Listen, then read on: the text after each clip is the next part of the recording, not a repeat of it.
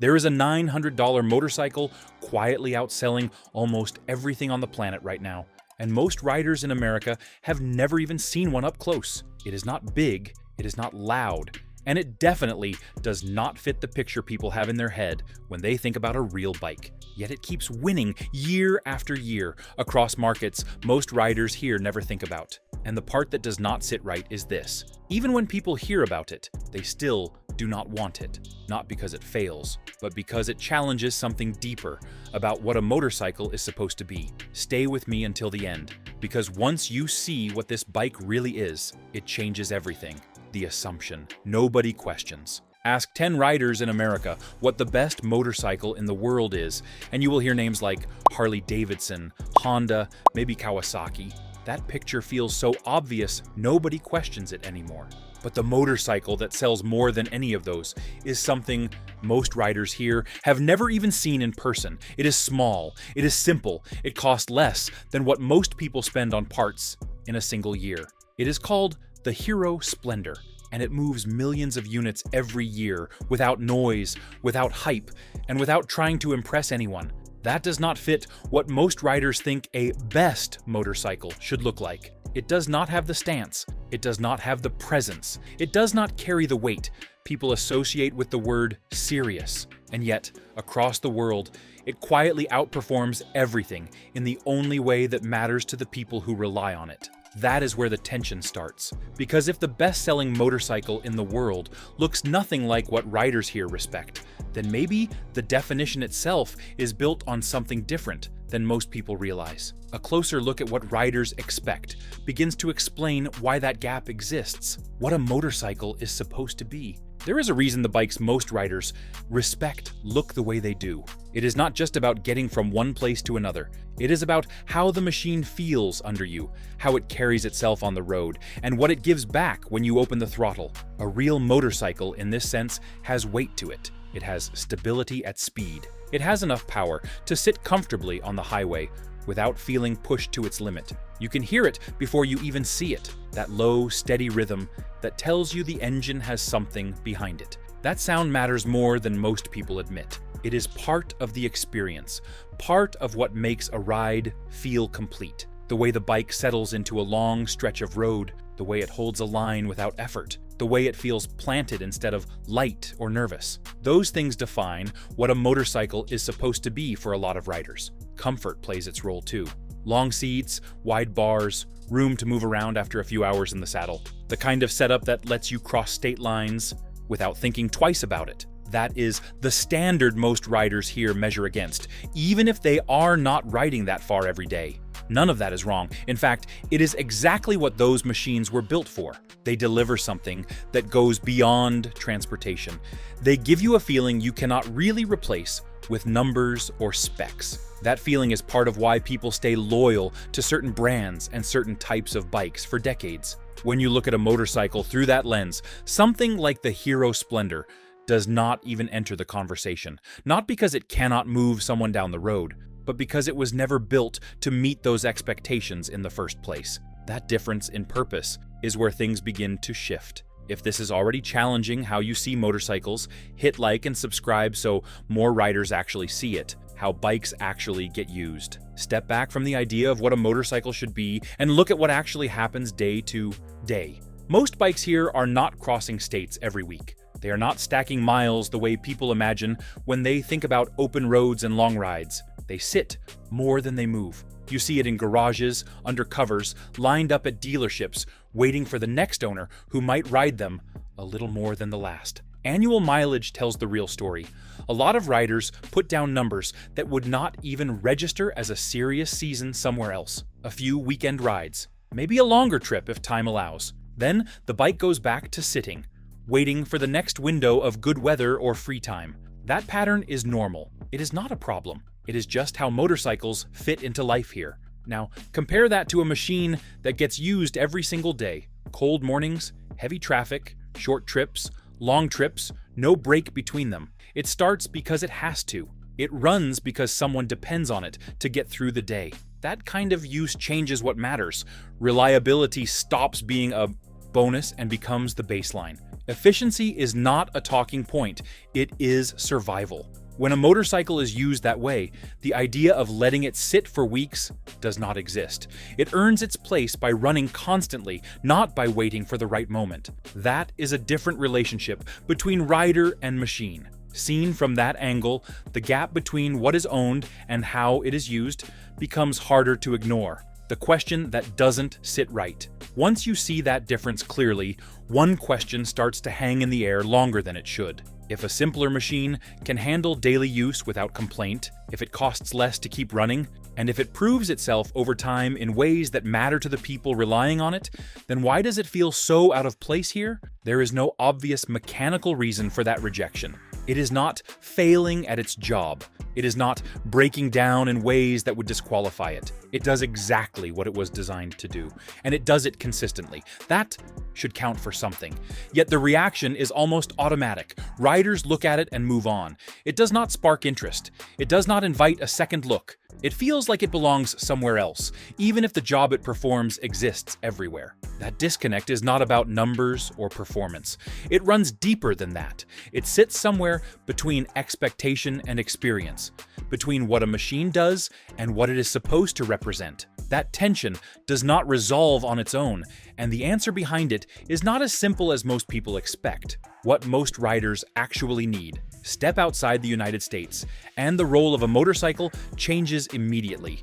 In many parts of the world, a bike is not something you roll out on a weekend when the weather is perfect. It is what gets you to work in the morning, what carries you through traffic that never really clears, and what brings you back home at the end of the day. It is daily transportation in the most direct sense. That kind of use strips away anything unnecessary. There is no extra weight for style, no added complexity for comfort features that only matter on long highway rides, and no room for anything that does not serve a clear purpose. The machine becomes a tool, the same way a truck or a piece of equipment would be treated. It has to start every morning, handle rough conditions, and keep moving without constant attention.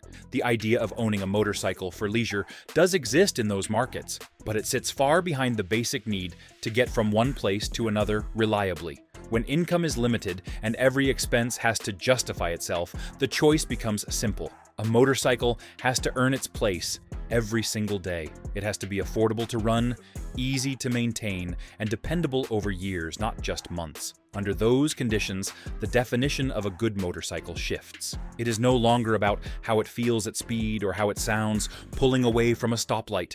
It becomes about consistency, efficiency, and the ability to handle repetition without wearing out. That is the environment where machines like the Hero Splendor begin to make sense, not as a compromise, but as a solution built for a different kind of demand. A look at how that solution was designed reveals why it fits so well in that role, why the Hero Splendor exists. The Hero Splendor was never meant to compete with large touring bikes or performance machines. It was built with a very specific purpose in mind, and every part of it reflects that. Reliability comes first. The engine is designed to run day after day without needing constant adjustment, using a layout that has been proven over decades rather than reinvented for the sake of improvement. Efficiency follows closely behind. Fuel consumption matters in a way it does not for riders who only take occasional trips. A machine that uses less fuel over time reduces the overall cost of ownership in a way that is immediately noticeable.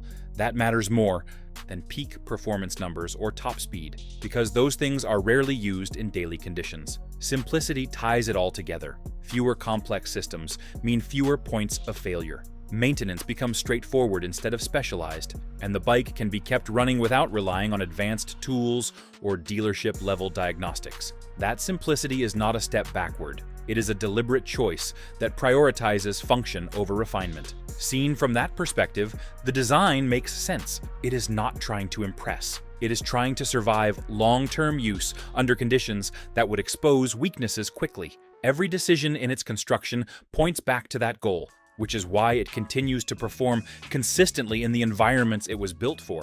Understanding the machine itself is only part of the picture, though, because what surrounds it plays just as big a role: the system around it. A motorcycle does not exist in isolation, especially when it is used every day. The environment around it determines how easy it is to keep running, how quickly it can be repaired, and how much effort ownership requires over time. In the case of the Hero Splendor, that environment has been built up over years of widespread use. Parts availability is one of the key factors. When a bike is sold in large numbers, replacement components become common. They are stocked in small shops, carried by independent suppliers, and easy to find without waiting for special orders. That reduces downtime and keeps the machine moving even when something wears out.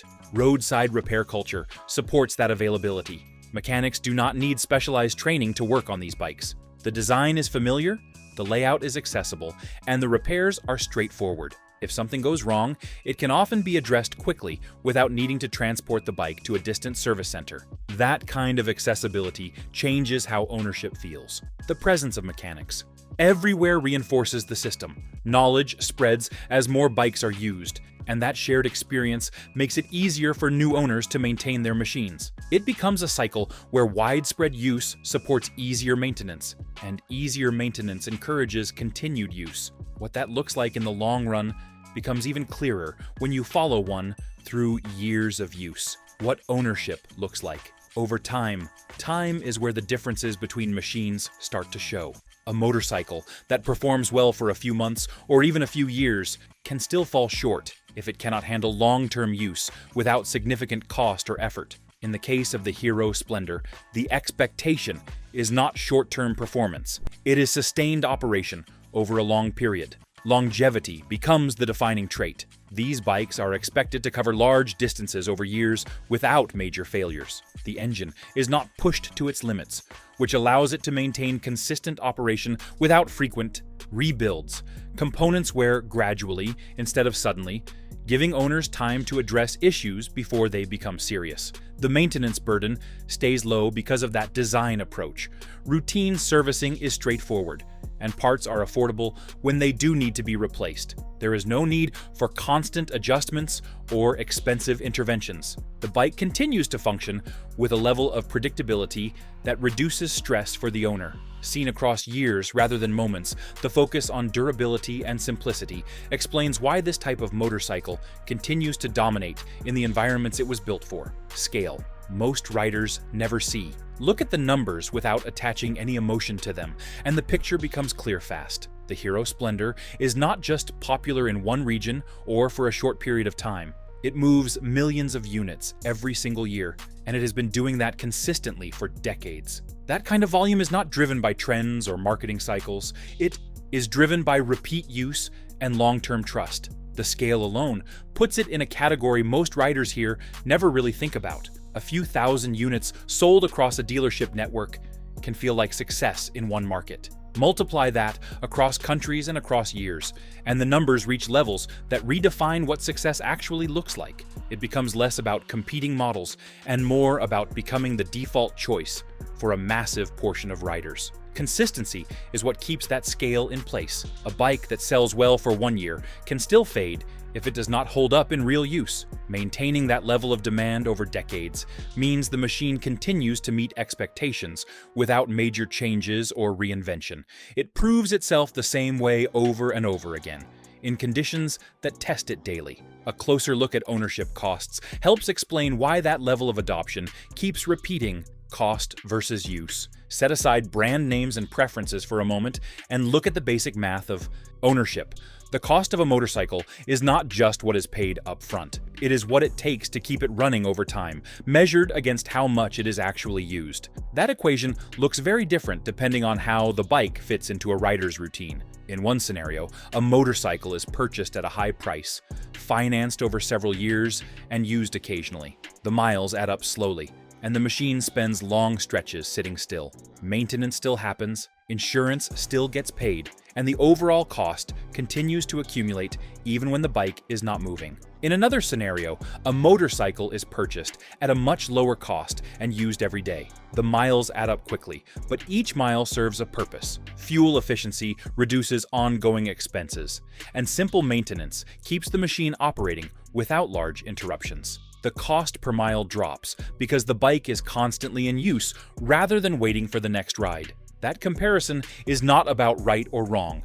It is about how different usage patterns shape the value of a machine. A motorcycle that is used daily spreads its cost across thousands of miles, while one that is used occasionally concentrates that cost into a smaller number of rides. That financial perspective becomes even clearer when you see how these machines are actually used day after day. If you want more straight answers like this without the usual industry spin, subscribe. There's a lot happening behind the scenes most riders never hear about, and once you see it clearly, you start looking at every bike differently from that point on. How it's actually used. Watch how a motorcycle operates in daily conditions, where it is relied on as a primary form of transportation. It is started early in the morning, often before traffic builds. It moves through crowded streets, handles uneven roads, and carries its rider through multiple stops before the day is over. That pattern repeats without much variation, day after day. There is no waiting for the perfect moment to ride. The bike is part of a routine that does not change based on weather or convenience. It runs because it needs to, not because the conditions are ideal. That kind of use tests every part of the machine continuously, exposing weaknesses quickly and rewarding designs that can handle repetition. Compare that to a motorcycle that is used occasionally. It may see a long ride on a weekend, then sit for days or weeks at a time. The usage is less predictable, and the machine is not under constant demand. It still performs well when called upon, but it is not part of a daily cycle in the same way. The difference between those two patterns is not just about mileage, it is about expectation. One bike is expected to be ready at all times, while the other is expected to perform when the opportunity arises. Both roles have value, but they place very different demands on the machine.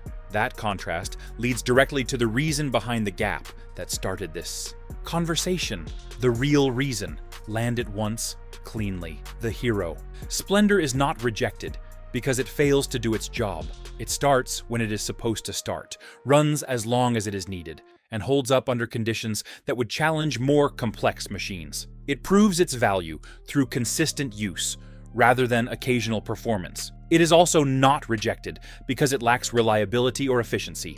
Those are the very qualities that allow it to dominate in markets where a motorcycle is more than a choice. The design focuses on delivering exactly what is required, without adding elements that would increase cost or complexity, without improving function. The reason it does not connect with most riders here sits somewhere else. It does not deliver the kind of experience people expect from riding. It does not provide the same sense of presence, the same feeling of weight and power, or the same connection that comes from machines built for long stretches of open road. That difference shapes perception in a way that numbers cannot change. A motorcycle can be effective, dependable, and widely used, and still feel out of place if it does not align with what riders believe a motorcycle should offer. That gap between function and expectation is what keeps it from gaining traction here, even as it continues to succeed everywhere else. Two different ideas of riding. By this point, the contrast is no longer about machines alone.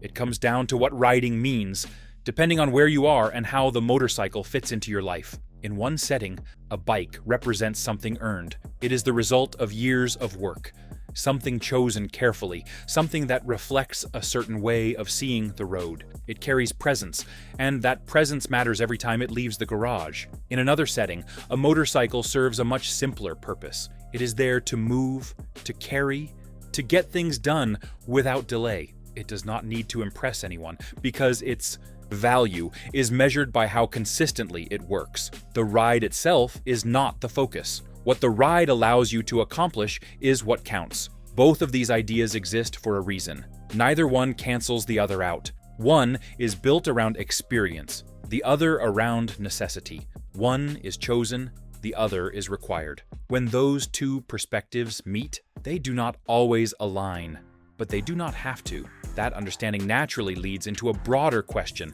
about where things might be heading, where the cost curve is heading. Over time, the cost of owning a motorcycle here has been moving in one direction.